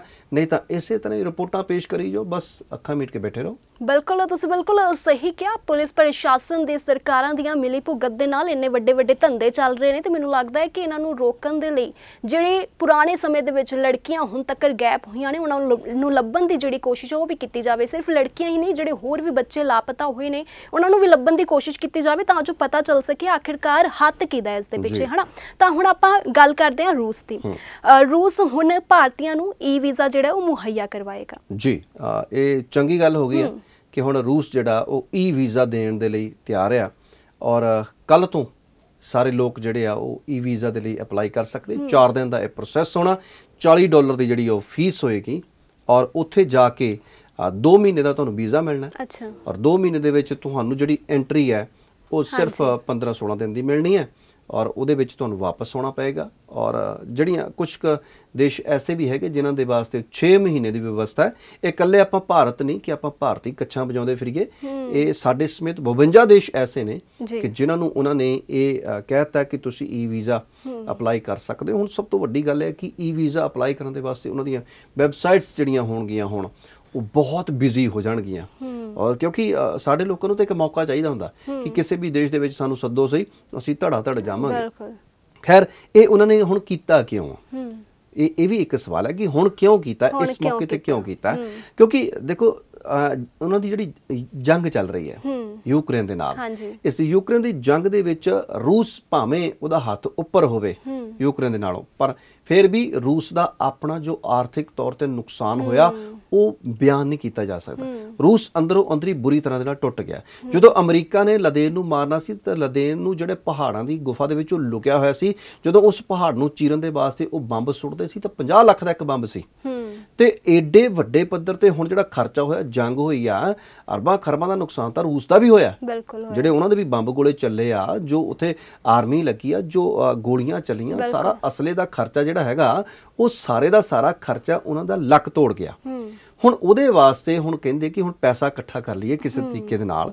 ਹੁਣ ਉਹਨਾਂ ਨੇ ਵਪਾਰ ਨੂੰ ਵਧਾਉਣ ਦੇ ਵਾਸਤੇ, ਟੂਰਿਜ਼ਮ ਨੂੰ ਵਧਾਉਣ ਦੇ ਵਾਸਤੇ ਇੱਕ ਨਵੀਂ ਸਕੀਮ ਕੱਢੀ ਹੈ। ਚਲੋ, ਚੰਗੀ ਸਕੀਮ ਹੈ ਕਿ ਇਸ ਦੇ ਨਾਲ ਵੀ ਜੇਕਰ ਤੁਹਾਡਾ ਵਪਾਰ ਵੱਧ ਜਾਵੇ, ਤੁਹਾਡਾ ਸੱਭਿਆਚਾਰ ਆਦਾਨ ਪ੍ਰਦਾਨ ਹੋਵੇ, ਤੁਹਾਡਾ ਜਿਹੜਾ ਟੂਰਿਜ਼ਮ ਡਿਪਾਰਟਮੈਂਟ ਹੈਗਾ ਆ ਉਹ ਅੱਗੇ ਵਧੇ, ਤੁਹਾਡਾ ਸੈਰ ਸਪਾਟਾ ਜਿਹੜਾ ਉਹ ਅੱਗੇ ਵਧੇ, ਰੂਸ ਇਸ ਮਾਮਲੇ ਨੂੰ ਅੱਗੇ ਲੈ ਕੇ ਇਹ ਈ-ਵੀਜ਼ਾ ਦੇ ਰਿਹਾ ਹੋਣਾ। ਬਿਲਕੁਲ। ਤਾਂ ਤੁਸੀਂ ਵੀ ਰੂਸ ਜੇਕਰ ਜਾਣਾ ਚਾਹੁੰਦੇ ਹੋ ਤਾਂ ਈ ਵੀਜ਼ੇ ਦੇ ਲਈ ਬਿਲਕੁਲ ਅਪਲਾਈ ਕਰ ਸਕਦੇ ਹੋ, ਤੇ ਇਸ ਦੇ ਨਾਲ ਹੀ ਪ੍ਰੋਸੈਸ ਵੀ ਤੁਸੀਂ ਦੱਸ ਦਿੱਤਾ ਦਰਸ਼ਕਾਂ ਨੂੰ। 4 ਦਿਨ ਲੱਗਣਗੇ। ਬਿਲਕੁਲ 4 ਦਿਨ ਲੱਗਣਗੇ, ਤਾਂ ਤੁਸੀਂ ਆਸਾਨੀ ਦੇ ਨਾਲ ਈ ਵੀਜ਼ਾ ਜਿਹੜਾ ਅਪਲਾਈ ਕਰ ਸਕਦੇ ਹੋ। ਤਾਂ ਹੁਣ ਗੱਲ ਪੰਜਾਬ ਦੇ ਮੁੱਖ ਮੰਤਰੀ ਹੋਣਾ ਦੀ ਵੀ ਕਰ ਲੈਂਦੇ ਹਾਂ। ਉਹਨਾਂ ਦੇ ਵੱਲੋਂ ਹਾਲ ਹੀ ਦੇ ਵਿੱਚ ਡਰੋਨ ਨੂੰ ਲੈ ਕੇ ਇਹ ਗੱਲ ਕਹੀ ਗਈ ਹੈ ਕਿ ਭਾਰਤ ਦੇ ਵਿੱਚੋਂ ਪਾਕਿਸਤਾਨ ਡਰੋਨ ਭੇਜੇ ਜਾਂਦੇ ਨੇ, ਉੱਥੋਂ ਫਿਰ ਡਰੱਗ ਜਿਹੜੇ ਨੇ ਉਹ ਡਰੋਨਾਂ ਦੇ ਰਾਹੀਂ ਭਾਰਤ ਦੇ ਵਿੱਚ ਆਉਂਦੇ ਨੇ। ਜੀ ਇਹ ਮਾਨਯੋਗ ਮੁੱਖ ਮੰਤਰੀ ਭਗਵੰਤ ਮਾਨ ਜੀ ਦਾ ਇਹ ਬਿਆਨ ਆ ਕਿ ਜਿਹੜੇ ਡਰੋਨ ਹੈ ਨਾ ਇਧਰੋਂ ਉੱਡਦੇ ਆ, ਉਧਰ ਜਾਂਦੇ ਆ, ਨਸ਼ਾ ਲੈ ਕੇ ਵਾਪਸ ਆਉਂਦੇ ਆ, ਔਰ ਇਸ ਕਰਕੇ ਉਹਨਾਂ ਨੇ ਇੱਕ ਮੰਗ ਵੀ ਕੀਤੀ ਹੈ ਕਿ ਜਿਹੜੇ ਸਾਰੇ ਡਰੋਨ ਆ ਉਹਨਾਂ ਦਾ ਪੰਜੀਕਰਨ ਕੀਤਾ ਜਾਵੇ, ਉਹਨਾਂ ਦੀ ਰਜਿਸਟ੍ਰੇਸ਼ਨ ਕੀਤੀ ਜਾਵੇ, ਤਾਂ ਕਿ ਸਾਨੂੰ ਪਤਾ ਲੱਗੇ ਵੀ ਕੀ ਹੈਗੇ ਆ, ਕਿਹਦੇ ਕੋਲ ਹੈਗੇ ਆ, ਕਿਵੇਂ ਹੈਗੇ ਆ। ਠੀਕ ਗੱਲ ਆ ਕਿ ਹੋਣਾ ਵੀ ਚਾਹੀਦਾ, ਜੇਕਰ ਸਿਕਿਉਰਿਟੀ ਪਰਪਸ ਨੂੰ ਲੈ ਕੇ ਕਰੀਏ ਤੇ ਜਿੰਨੇ ਸਰਹੱਦੀ ਏਰੀਏ ਹੈਗੇ ਸਾਡੇ ਉਹਨਾਂ ਖੇਤਰਾਂ ਦੇ ਵਿੱਚ ਜਿਹਦੇ ਕੋਲ ਇਹ ਡਰੋਨ ਹੈਗੇ ਆ, ਬਕਾਇਦਾ ਉਹਨਾਂ ਦੀ ਪਤਾ ਲੱਗਣਾ ਚਾਹੀਦਾ, ਕਿਉਂਕਿ ਹੁਣ ਸਾਡੇ ਕੋਲ ਅਸਲਾ ਹੋਵੇ ਤੇ ਪਤਾ ਹੁੰਦਾ ਸਰਕਾਰ ਨੂੰ, ਲਾਇਸੈਂਸ ਦਿੱਤੇ ਹੁੰਦੇ ਆ। ਤੇ ਨਾਲ ਦੀ ਨਾਲ ਗੱਲ ਇਹ ਵੀ ਹੈ ਕਿ ਦੇਖੋ ਇਧਰੋਂ ਉੱਡੂ ਜਹਾਜ਼ ਉਧਰ ਜਾਊ, ਡਰੋਨ ਜਿਹੜਾ ਆ ਉਧਰੋਂ ਉੱਡੂ ਇੱਧਰ ਆਊ, ਤੇ ਜਿਹੜੇ ਸਾਡੇ ਬਾਰਡਰ ਸਿਕਿਉਰਿਟੀ ਫੋਰਸ ਵਾਲੇ ਬੈਠੇ ਆ ਉਹ ਕੀ ਗੱਲ ਸੁੱਤੇ ਹੀ ਰਹਿੰਦੇ? ਬਿਲਕੁਲ। ਜਦੋਂ ਇਧਰੋਂ ਉੜਨ ਦੇਣਗੇ ਉਧਰਲੇ ਉਧਰ ਜਾਣ ਦੇਣਗੇ, ਕੀ ਗੱਲ ਇਹ ਫ੍ਰੈਂਡਲੀ ਮੈਚ ਖੇਡ ਰਹੇ ਆ? ਬਿਲਕੁਲ।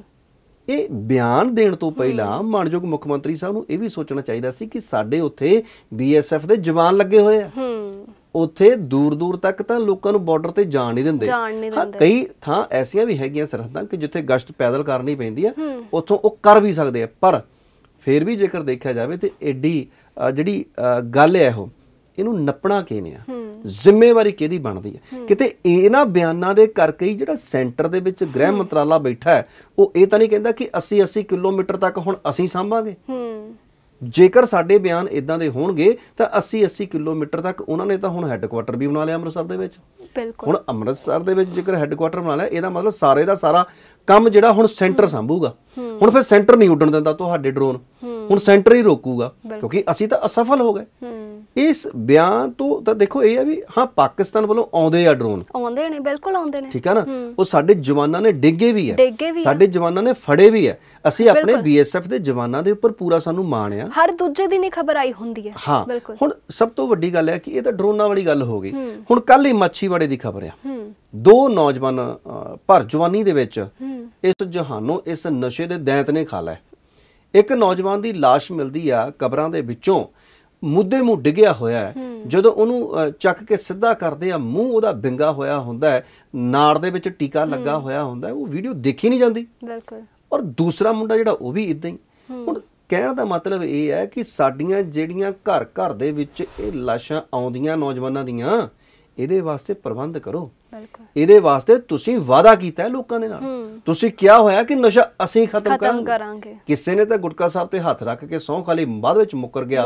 ਹੁਣ ਤੁਹਾਨੂੰ ਵੀ ਸਾਲ ਤੋਂ ਉੱਪਰ ਦਾ ਸਮਾਂ ਹੋ ਗਿਆ, ਹੁਣ ਤੁਸੀਂ ਇਦਾਂ ਦੇ ਬਿਆਨ ਦੇ ਕੇ ਬਰੀ ਨਹੀਂ ਹੋ ਸਕਦੇ। ਹੁਣ ਤੁਹਾਨੂੰ ਆਪਣੀਆਂ ਇਹਨਾਂ ਗਰੰਟੀਆਂ ਨੂੰ ਯਾਦ ਕਰਦਿਆਂ ਨਸ਼ੇ ਦੇ ਉੱਪਰ ਠੱਲ ਪਾਉਣੀ ਪਏਗੀ, ਪਰ ਠੱਲ ਪੈ ਨਹੀਂ ਰਹੀ। ਠੱਲ ਪਾਉਣ ਦੇ ਵਾਸਤੇ ਕੋਈ ਸਾਰਥਕ ਯਤਨ ਨਹੀਂ ਕੀਤੇ ਜਾ ਰਹੇ। ਕਿੱਥੇ ਗਈਆਂ ਇਹਨਾਂ ਦੀਆਂ ਸਿੱਟਾਂ?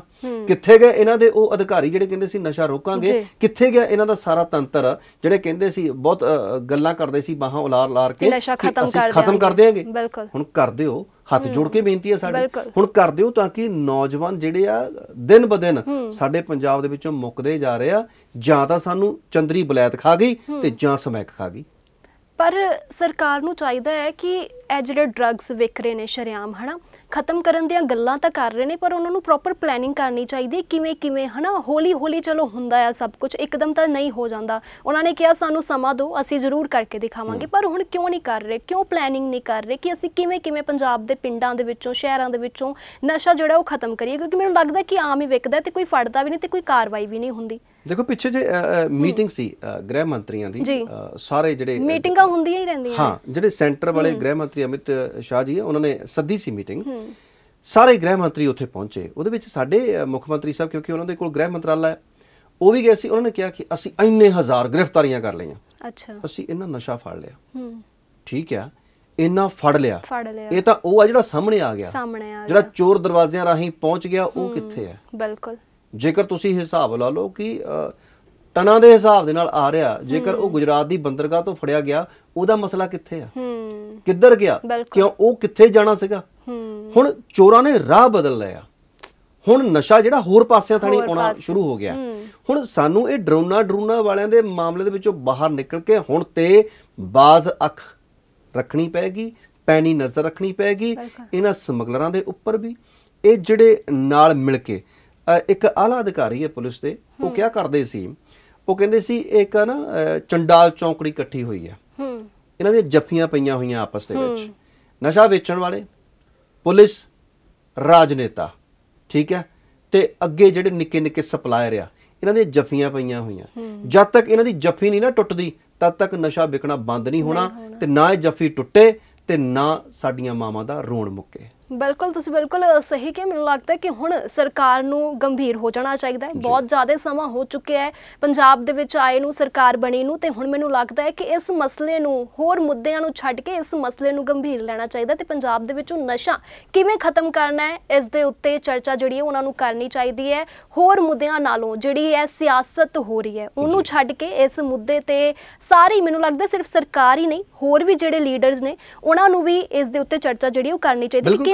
ਦੇਖੋ ਕੱਲੀ ਸਰਕਾਰ ਦੀ ਜ਼ਿੰਮੇਵਾਰੀ ਨਹੀਂ ਹੈ, ਬਿਲਕੁਲ ਇੱਥੇ ਸਾਡੀਆਂ ਸਭਾ ਸੁਸਾਇਟੀਆਂ, ਸਾਡੇ ਸਮਾਜ ਸੇਵੀ ਕਾਰਕੁਨ ਜਿਹੜੇ ਨੇ, ਜਿਹੜੇ ਵਿਰੋਧੀ ਧਿਰ ਦੇ ਲੀਡਰ ਨੇ ਉਹ ਵੀ, ਤੇ ਜਿੰਨੇ ਬਾਕੀ ਲੀਡਰ ਨੇ, ਜਿੰਨੀਆਂ ਵੀ ਸਿਆਸੀ ਪਾਰਟੀਆਂ, ਸਾਰਿਆਂ ਦਾ ਇੱਕ ਇਹ ਸਾਂਝਾ ਉਦਮ ਹੈ। ਇਕੱਲੀ ਸਰਕਾਰ ਦੀ ਜ਼ਿੰਮੇਵਾਰੀ ਨਹੀਂ। ਜੇ ਤੁਸੀਂ ਕੱਲੀ ਸਰਕਾਰ ਨੂੰ ਭੰਡੀ ਨਾ ਜਾਓ, ਸਰਕਾਰ ਦੇ ਨਾਲ ਮੋਢੇ ਨਾਲ ਮੋਢਾ ਜੋੜੋ ਕਿ ਭਾਈ ਅਸੀਂ ਇਸ ਕੁਰੀਤੀ ਨੂੰ ਖਤਮ ਕਰਨਾ ਹੈ, ਅਸੀਂ ਇਸ ਨਸ਼ੇ ਦੇ ਵਗਦੇ ਦਰਿਆ ਨੂੰ ਠੱਲ ਮਾਰਨੀ ਹੈ। ਅਸੀਂ ਜੇਕਰ ਸਤਲੁਜ ਦਾ ਦਰਿਆ ਦਾ ਬੰਨ ਮਾਰ ਸਕਦੇ ਹਾਂ ਤੇ ਨਸ਼ਿਆਂ ਦਾ ਬੰਨ ਸਾਡੇ ਸਾਹਮਣੇ ਕੀ ਹੈ, ਅਸੀਂ ਉਹਨੂੰ ਵੀ ਬੰਨ ਮਾਰ ਸਕਦੇ ਹਾਂ। ਪਰ ਇੱਥੇ ਗੱਲ ਇਹ ਹੈ ਕਿ ਮੋਹਰੇ ਲੱਗਣ ਵਾਲੇ ਜਿਹੜੇ ਬੀਂਡੀ ਆ ਨਾ ਉਹ ਵੀ ਮਾੜੇ ਆ, ਤੇ ਮਗਰ ਤੁਰਨ ਵਾਲਿਆਂ ਦੇ ਵੀ ਮਨਾਂ ਦੇ ਵਿੱਚ ਖੋਟ ਆ, ਤੇ ਇਸੇ ਕਰਕੇ ਸਾਡਾ ਇਹ ਕੰਮ ਸੂਤ ਨਹੀਂ ਆਉਂਦਾ। ਬਿਲਕੁਲ, ਸਿਆਸਤ ਤਾਂ ਕਰ ਰਹੇ ਨੇ ਰਾਜਨੇਤਾ, ਪਰ ਉਹਨਾਂ ਨੂੰ ਇਹ ਨਹੀਂ ਪਤਾ ਕਿ ਇਹ ਮੁੱਦੇ ਨੂੰ ਖਤਮ ਕਿੱਦਾਂ ਕਰਨਾ ਹੈ, ਹਨਾ। ਮੁੱਦਾ ਤਾਂ ਵਿਚਾਰਿਆ ਜਾਂਦਾ ਹੈ, ਕੋਈ ਇਹਦੇ ਵਿੱਚ ਦੋ ਰਾਏ ਨਹੀਂ ਹੈਗੀ, ਮੁੱਦਾ ਵਿਚਾਰਿਆ ਵੀ ਜਾਂਦਾ ਹੈ, ਇਹਦੇ ਉੱਤੇ ਸਿਆਸਤ ਵੀ ਹੁੰਦੀ ਹੈ, ਪਰ ਇਹਨੂੰ ਖਤਮ ਕਿੱਦਾਂ ਕਰਨਾ ਨਸ਼ੇ ਨੂੰ, ਇਸ ਦੇ ਉੱਤੇ ਕੋਈ ਵੀ ਗੱਲ ਨਹੀਂ ਕਰਦਾ। ਫਿਲਹਾਲ ਆਸ ਕਰਦੇ ਹਾਂ ਕਿ ਪੰਜਾਬ ਸਰਕਾਰ ਇਸ ਦੇ ਉੱਤੇ ਜ਼ਰੂਰ ਗੱਲ ਕਰੇਗੀ ਤੇ ਹੋਰ ਜਿਹੜੇ ਰਾਜਨੇਤਾ ਨੇ ਉਹ ਵੀ ਇਸ ਦੇ ਉੱਤੇ ਜ਼ਰੂਰ ਕੰਮ ਕਰਨਗੇ, ਤਾਂ ਆਪਾਂ ਅੱਗੇ ਵਧਦੇ ਹਾਂ। ਹੁਣ ਗੱਲ ਕਰਦੇ ਹਾਂ, ਇੱਕ ਗੱਡੀ ਦੇ ਵਿੱਚ ਦੋ ਜਿਹੜੇ ਬੱਚੇ ਸਵਾਰ ਸੀ, ਉਹਨਾਂ ਨੇ ਪਿਸਟਲ ਜਿਹੜੀ ਸੀ ਉਹ ਕੱਢੀ ਅਤੇ ਆਪਣੇ ਪਿਓ ਨੂੰ ਗੋਲੀ ਮਾਰ ਦਿੱਤੀ। ਦੇਖੋ ਗੋਲੀ ਮਾਰ ਦਿੱਤੀ ਨਾ ਕਹੀਏ, ਕਿਉਂਕਿ ਬੱਚੇ ਸੀ, ਗੋਲੀ ਉਹ ਉਹਨਾਂ ਦੇ ਕੋਲੋਂ ਚੱਲ ਗਈ। ਬਿਲਕੁਲ। ਹੁਣ ਦੇਖੋ ਰਿਵਾਲਵਰ ਜਿਹੜਾ ਸੀ ਉਹ ਲਾਇਸੈਂਸੀ ਸੀਗਾ। ਇਹ ਖਬਰ ਜਿਹੜੀ ਆ ਇਹ ਰਾਏਕੋਟ ਦੇ ਪਿੰਡ ਅਕਾਲਗੜ੍ਹ ਖੁਰਦ ਦੀ ਹੈ ਜੀ।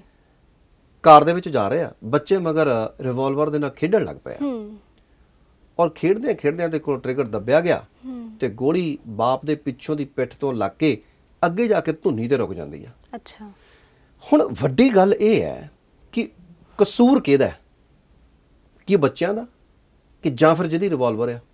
ਜਿਸ ਬੰਦੇ ਦੀ ਲਾਇਸੈਂਸੀ ਰਿਵਾਲਵਰ ਹੈ, ਜੇਕਰ ਉਹਨੂੰ ਚੱਜ ਨਾਲ ਸਾਂਭਣੀ ਨਹੀਂ ਆਉਂਦੀ, ਉਹਨੂੰ ਲਾਇਸੈਂਸ ਲੈਣ ਦਾ ਵੀ ਕੋਈ ਹੱਕ ਨਹੀਂ। ਉਹਨੇ ਬੱਚਿਆਂ ਨੂੰ ਖੇਡਣ ਨੂੰ ਦਿੱਤੀ ਤੇ ਦਿੱਤੀ ਕਿਉਂ? ਦੂਸਰਾ ਕਿ ਜਿਹੜੀ ਆਪਾਂ ਰਿਵਾਲਵਰ ਰੱਖਦੇ ਆ ਉਹ ਇੱਕ ਲੌਕ ਵੀ ਹੁੰਦੀ ਹੈ, ਹਾਂਜੀ, ਕੀ ਉਹ ਲੌਕ ਕੀਤੀ ਨਹੀਂ ਸੀ ਜਾਂ ਬੱਚਿਆਂ ਨੇ ਖੋਲ ਲਿਆ? ਜੇ ਬੱਚਿਆਂ ਨੇ ਖੋਲਿਆ ਤੇ ਉਹਨਾਂ ਨੂੰ ਖੋਲਣ ਦਾ ਹੁਨਰ ਕਿੰਨੇ ਸਿਖਾ ਲਿਆ? ਉਹਨਾਂ ਨੂੰ ਪਤਾ ਕਿੱਦਾਂ ਲੱਗਾ ਵੀ ਇੱਥੋਂ ਲੌਕ ਖੁੱਲ ਜਾਂਦਾ ਹੈ? ਬਹੁਤ ਵੱਡਾ ਇੱਕ ਸਾਡੇ ਲਈ ਇੱਕ ਬਹੁਤ ਵੱਡਾ ਸੋਚਣ ਵਿਚਾਰਨ ਦਾ ਮੁੱਦਾ ਹੈ ਕਿ ਅਸੀਂ ਘਰਾਂ ਦੇ ਵਿੱਚ ਲਾਇਸੈਂਸੀ ਹਥਿਆਰ ਬਹੁਤ ਸਾਰੇ ਰੱਖੇ ਹੋਏ ਨੇ, ਪਰ ਉਹਨਾਂ ਨੂੰ ਸਾਂਭਣ ਸੰਭਾਲਣ ਦੇ ਅਸੀਂ ਠੀਕ ਯਤਨ ਨਹੀਂ ਕਰਦੇ। ਕਈ ਵਾਰ ਬੱਚਿਆਂ ਦੇ ਹੱਥਾਂ ਵਿੱਚ ਆ ਜਾਂਦੇ ਨੇ ਔਰ ਉਹਦੇ ਨਾਲ ਵੱਡੀਆਂ ਵੱਡੀਆਂ ਵਾਰਦਾਤਾਂ ਹੋ ਜਾਂਦੀਆਂ ਨੇ, ਔਰ ਇਹ ਵੀ ਹੁਣ ਮੌਤ ਦੇ ਮੂੰਹ ਦੇ ਵਿੱਚ ਜਾ ਪਿਆ। ਤੇ ਹੁਣ ਜੇਕਰ ਇੱਥੇ ਅਸੀਂ ਬੱਚਿਆਂ ਦੇ, ਹੁਣ ਪੁਲਿਸ ਸਾਰੀ ਜਾਂਚ ਪੜਤਾਲ ਕਰੂਗੀ, ਠੀਕ ਹੈ ਨਾ, ਇਸ ਮਾਮਲੇ ਵਿੱਚ ਹੋਇਆ ਕੀ, ਬਕਾਇਦਾ ਇਸ ਦੀ ਇਨਸਪੈਕਸ਼ਨ ਹੋਊਗੀ। ਪਰ ਹੁਣ ਸਭ ਤੋਂ ਵੱਡੀ ਗੱਲ ਇਹ ਹੈ ਕਿ ਕੀ ਸਾਨੂੰ ਧੜਾ ਧੜ ਇਸੇ ਤਰ੍ਹਾਂ ਹੀ ਹਥਿਆਰਾਂ ਦੇ ਲਾਇਸੈਂਸ ਦੇ ਦੇਣੇ ਚਾਹੀਦੇ ਆ? ਕਿ ਇਹਨਾਂ ਲੋਕਾਂ ਨੂੰ ਲਾਇਸੈਂਸ ਬਣਾਉਣ ਦੀ ਆਗਿਆ ਦੇ ਦੇਣੀ ਚਾਹੀਦੀ ਕਿ ਜਿਨ੍ਹਾਂ ਨੂੰ ਸਾਂਭਣਾ ਨਹੀਂ ਆਉਂਦਾ? ਅੱਜ ਕੱਲ੍ਹ ਸਾਡਾ ਕੀ ਹੈ, ਇਹ ਸਟੇਟਸ ਸਿੰਬਲ ਬਣ ਗਿਆ ਕਿ ਉਹ ਬੰਦਾ ਆਪਣੇ ਆਪ ਨੂੰ ਵੱਡਾ ਨਹੀਂ ਸਮਝਦਾ ਕਿ ਜਿਹੜਾ ਲੱਕ ਦੇ ਨਾਲ ਪਿਸਤੌਲ ਟੰਗ ਕੇ ਨਾ ਤੁਰਿਆ ਫਿਰਦਾ ਹੋਵੇ। ਕਿ ਇਹ ਗਲੋਰੀਫਾਈ ਨਹੀਂ ਹੈ ਹਥਿਆਰਾਂ ਨੂੰ ਕਰਨਾ? ਇਹ ਵੀ ਹਦਾਇਤਾਂ ਵੀ ਹੋਣੀਆਂ ਚਾਹੀਦੀਆਂ ਕਿ ਜੇਕਰ ਤੁਸੀਂ ਲਾਇਸੈਂਸੀ ਹਥਿਆਰ ਰੱਖਣਾ ਵੀ ਹੈ ਤੇ ਉਹਨੂੰ ਕਿਸੇ ਸਲੀਕੇ ਦੇ ਨਾਲ ਰੱਖੋ। ਇਹ ਤੁਹਾਡੀ ਕੀ ਕਹਿੰਦੇ ਸਵੈ ਰੱਖਿਆ ਦੇ ਵਾਸਤੇ ਹੈ, ਇਹ ਤੁਹਾਡੀ ਦਿਖਾਉਣ ਵਾਸਤੇ ਥੋੜ੍ਹਾ ਹੈ। ਤਾਂ ਅਸੀਂ ਅਸਲਾ ਜਿਹੜਾ ਲੈਂਦੇ ਆ ਆਮ ਤੌਰ ਤੇ ਜੋ ਮਾਨਸਿਕਤਾ ਲੋਕਾਂ ਦੀ, ਉਹ ਦੂਸਰੇ ਨੂੰ ਦਿਖਾਉਣ ਦੇ ਵਾਸਤੇ ਦਿਖਾਵਾ ਹੈ। ਇਹ ਦਿਖਾਵਾ, ਇਹ ਅਸਲਾ ਜਿਹੜਾ ਦਿਖਾਵਾ ਨਹੀਂ, ਇਹ ਲੈਣੇ ਸੌਖੇ ਹੈ, ਇਹ ਸਾਂਭਣੇ ਔਖੇ ਹੈ। ਜਦੋਂ ਚੱਲ ਜਾਣ ਤਾਂ ਫਿਰ ਮੁੱਦੇ ਸੰਭਾਲਣੇ ਵੀ ਔਖੇ ਆ। ਬਿਲਕੁਲ ਬਿਲਕੁਲ, ਤੁਸੀਂ ਬਿਲਕੁਲ ਸਹੀ ਕਿਹਾ, ਪਰ ਇਹ ਪਹਿਲੀ ਘਟਨਾ ਵੀ ਨਹੀਂ ਹੈਗੀ ਤੇ ਜਿੱਦਾਂ ਤੁਸੀਂ ਕਹਿੰਦੇ ਸੀ ਕਿ ਆਖਰੀ ਵੀ ਨਹੀਂ ਹੈਗੀ ਹਨਾ। ਇਹ ਤੋਂ ਪਹਿਲਾਂ ਵੀ ਬਹੁਤ ਸਾਰੀਆਂ ਜਿਹੀਆਂ ਘਟਨਾਵਾਂ ਵਾਪਰੀਆਂ ਨੇ, ਖਾਸ ਕਰਕੇ ਵਿਦੇਸ਼ ਦੇ ਵਿੱਚ ਤਾਂ ਆਮ ਕਰਕੇ ਜਿਹੀਆਂ ਘਟਨਾਵਾਂ ਜਿਹੜੀਆਂ ਨੇ ਉਹ ਸਾਹਮਣੇ ਆਉਂਦੀਆਂ ਰਹਿੰਦੀਆਂ ਨੇ ਕਿ ਘਰੇ ਬੱਚਿਆਂ ਦੇ ਕੋਲੋਂ ਪਿਸਟਲ ਜਿਹੜਾ ਸੀ ਉਹ ਚੱਲ ਗਿਆ ਤੇ ਇਦਾਂ ਦਾ ਕਰਕੇ ਸਕੂਲ ਲੈ ਜਾਂਦੇ ਨੇ। ਬਾਹਰਲੀਆਂ ਕੰਟਰੀਆਂ ਦੇ ਵਿੱਚ ਤਾਂ ਜੇ ਦੇਖਿਆ ਜਾਵੇ ਤਾਂ ਮਾਂ-ਬਾਪ ਦਾ ਹੁੰਦਾ ਉਹ ਸਕੂਲੇ ਲਿਜਾ ਕੇ ਵਿਦਿਆਰਥੀਆਂ ਦੇ ਉੱਪਰ ਤਾਣ ਲੈਂਦੇ ਨੇ, ਗੋਲੀਆਂ ਵੀ ਚੱਲਦੀਆਂ ਨੇ। ਦੇਖੋ ਮਸਲਾ ਇਹ ਇਕੱਲੇ ਸਾਡੇ ਭਾਰਤ ਦਾ ਨਹੀਂ ਹੈ, ਬਹੁਤ ਸਾਰੇ ਮੁਲਕਾਂ ਦਾ ਹੈਗਾ। ਹੁਣ ਅਮਰੀਕਾ ਦੇ ਵਿੱਚ ਜੇਕਰ ਅਸੀਂ ਲਾਇਸੈਂਸ ਜੇ ਪਾਲਿਸੀ ਦੇਖੀਏ ਤੇ ਉਹ ਪਾਲਿਸੀ ਇਦਾਂ ਦੀ ਹੈ ਕਿ ਹਥਿਆਰ ਧੜਾ ਲੋਕਾਂ ਦੇ ਕੋਲ ਆ। ਉੱਥੇ ਤਾਂ ਜਿੰਨੀਆਂ ਮਰਜ਼ੀ ਤੁਸੀਂ ਲੈ ਲਓ, ਪਰ ਚੱਕਰ ਇਹ ਆ ਕਿ ਜੇਕਰ ਤੁਸੀਂ ਹਥਿਆਰ ਰੱਖਦੇ ਹੋ ਤੇ ਹਥਿਆਰ ਨੂੰ ਸਾਂਭਣ ਦੀ ਵੀ ਤੁਹਾਨੂੰ ਮੱਤ ਹੋਣੀ ਚਾਹੀਦੀ ਹੈ, ਸਲੀਕਾ ਹੋਣਾ ਚਾਹੀਦਾ ਹੈ। ਬਿਲਕੁਲ, ਤੁਸੀਂ ਬਿਲਕੁਲ ਸਹੀ ਕਿਹਾ ਕਿ ਜੇਕਰ ਹਥਿਆਰ ਤੁਸੀਂ ਰੱਖਦੇ ਹੋ ਆਪਣੇ ਕੋਲ ਤਾਂ ਉਹਨੂੰ ਸਾਂਭਣਾ ਹੋਣਾ ਚਾਹੀਦਾ ਤੇ ਖਾਸ ਕਰਕੇ ਆਪਣੇ ਬੱਚਿਆਂ ਦੇ ਕੋਲੋਂ ਉਹਨੂੰ ਲੁਕੋ ਕੇ ਰੱਖਣਾ ਚਾਹੀਦਾ ਤੇ ਉਹਨਾਂ ਨੂੰ ਸਿਖਾਉਣਾ ਨਹੀਂ ਚਾਹੀਦਾ, ਕਿਉਂਕਿ ਸਾਰੀ ਦੁਨੀਆ ਦੇ ਕੋਲੋਂ ਬਿਲਕੁਲ ਦੁਨੀਆ ਦੇ ਕੋਲੋਂ ਵੀ, ਪਰ ਖਾਸ ਕਰਕੇ ਬੱਚਿਆਂ ਨੂੰ ਸਮਝ ਘੱਟ ਹੁੰਦੀ ਹੈ ਹਨਾ। ਹੁਣ ਜਿੱਦਾਂ ਆਪਾਂ ਘਟਨਾ ਦਾ ਜ਼ਿਕਰ ਕੀਤਾ ਕਿ ਬੱਚਿਆਂ ਦੇ ਕੋਲੋਂ ਪਿਸਟਲ ਜਿਹੜੀ ਸੀ ਉਹ ਚੱਲ ਗਈ, ਹੁਣ ਜਾਣ ਕੇ ਤਾਂ ਕੋਈ ਆਪਣੇ ਪਿਓ ਨੂੰ ਮਾਰਨਾ ਚਾਹੂਗਾ ਨਹੀਂ। ਬਿਲਕੁਲ, ਬੱਚਾ ਕੀ ਪਤਾ ਉਹ ਸਾਹਮਣੇ ਉਦਾਂ ਹੀ ਰੱਖੀ ਹੋਵੇ, ਬੱਚੇ ਨੇ ਖੇਡਦੇ ਚੱਕ ਲਈ, ਪਿਓ ਦਾ ਧਿਆਨ ਨਾ ਪਿਆ ਹੋਵੇ, ਇਹ ਵੀ ਹੋ ਸਕਦਾ ਪਿਓ ਫੋਨ ਤੇ ਬਿਜ਼ੀ ਹੋਵੇ ਜਾਂ ਗਾਣੇ ਸੁਣਦਾ ਹੋਵੇ ਹਨਾ। ਬਹੁਤ ਸਾਰੇ ਰੀਜ਼ਨ ਹੋ ਸਕਦੇ ਆ, ਪਰ ਇਹ ਸਾਨੂੰ ਥੋੜਾ ਜਿਹਾ ਖਿਆਲ ਰੱਖਣਾ ਪਊਗਾ ਤਾਂ ਕਿ ਇਹ ਅਣਹੋਣੀਆਂ ਨਾ ਵਾਪਰਨ। ਬਿਲਕੁਲ, ਬਹੁਤ ਸਾਰੇ ਬੱਚੇ ਜਿਹੜੇ ਨੇ ਉਹ ਅਜਿਹੀਆਂ ਘਟਨਾਵਾਂ ਜਿਹੜੀਆਂ ਨੇ ਉਸ ਦੇ ਵਿੱਚੋਂ ਗੁਜ਼ਰਦੇ ਨੇ, ਉਹਨਾਂ ਦੇ ਕੋਲੋਂ ਅਜਿਹੀਆਂ ਘਟਨਾਵਾਂ ਹੋ ਜਾਂਦੀਆਂ ਨੇ ਕਿਉਂਕਿ ਨਾ ਸਮਝ ਹੁੰਦੇ ਨੇ। ਤੇ ਮੈਨੂੰ ਲੱਗਦਾ ਹੈ ਕਿ ਜਿਨ੍ਹਾਂ ਦੇ ਕੋਲ ਵੀ ਹਥਿਆਰ ਹੁੰਦੇ ਨੇ ਉਹਨਾਂ ਨੂੰ ਸਾਂਭ ਕਰਨੀ ਆਉਣੀ ਚਾਹੀਦੀ, ਖਾਸ ਕਰਕੇ ਬੱਚਿਆਂ ਦੇ ਕੋਲੋਂ ਲੁਕੋ ਕੇ ਰੱਖਣਾ ਚਾਹੀਦਾ। ਤਾਂ ਅਸੀਂ ਬਹੁਤ ਸਾਰੀਆਂ ਗੱਲਾਂ ਬਾਤਾਂ ਕਰੀਆਂ, ਬਹੁਤ ਸਾਰੇ